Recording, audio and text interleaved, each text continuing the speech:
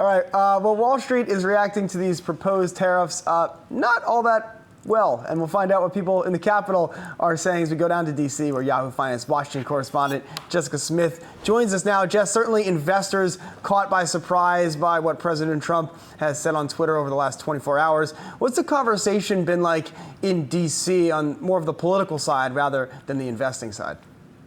I don't think lawmakers are very happy about this either. We've heard from quite a few who say this is a bad decision, but the White House is defending the move, saying it's necessary to address the situation at the border. So let's look back at how this is actually going to work. The president says he's putting 5% tariffs on everything coming from Mexico into the United States starting on June 10th. Then every month through October, that will increase by 5 percentage points up to 25%. Now, both the top Republican and top Democrat on the Senate Finance Committee have slammed this move. Senator Chuck Grassley, a Republican from Iowa, said that it's a misuse of presidential tariff authority and jeopardizes the revised NAFTA. Senator Ron Wyden, a Democrat from Oregon, says the president has no coherent plan when it comes to trade.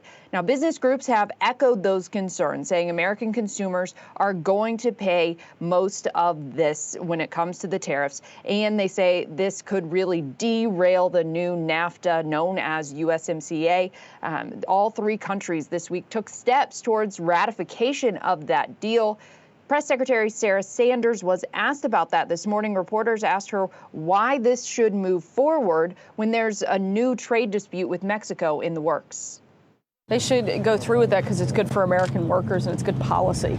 It's good for farmers, it's good for manufacturers, it's good for the unions, it's good for everybody. It's a great deal and it's something that we should move forward with. Frankly, we should be able to solve these other problems as well, and we're hopeful that we will.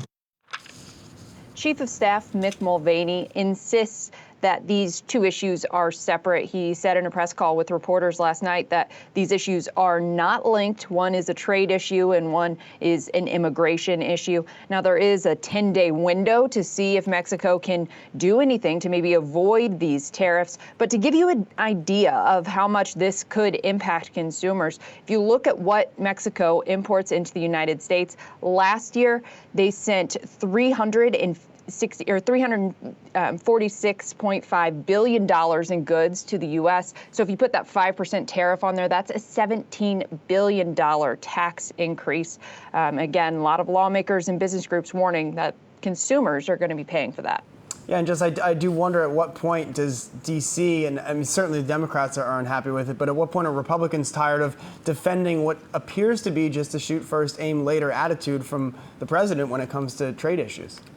Yeah, Republicans are speaking out against this. We've heard from Chuck Grassley, Rob Portman, a few others who say that this is not a smart move. While there needs to be something done at the border, this is not the way to do it. They were so relieved not long ago when the president lifted those steel and aluminum tariffs because they thought, okay, we're now going to be able to move forward on this new trade deal with Canada and Mexico. But now this is just throwing another wrench into things. So once lawmakers get back to Washington, they're on recess now, so they're all over the country in their home states. But once they get back to Washington, we'll have to see if they do anything or take any sort of action to try and curb the president's ability to put these tariffs in place. All right, Jessica Smith live in D.C. Have a great weekend.